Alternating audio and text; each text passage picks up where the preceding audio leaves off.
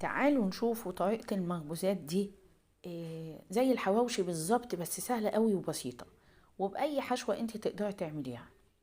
بصوا، كوبايتين الدقيق وعليهم معلقة خميرة وحبة المية وعجنة. شايفين العجينة لينة ازاي؟ وسابتها تخمر كده مع نفسها. شايفين؟ بصوا الحلاوة هنا. بصوا العجينة لينة جدا.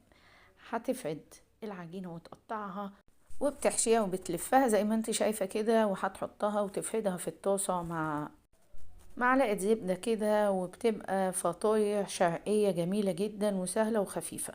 شايفين الجمال والطراوة بتاعتها؟ تعالوا نشوفوا الوصفة دي. البطاطس هنا هتقشرها وتقطعها.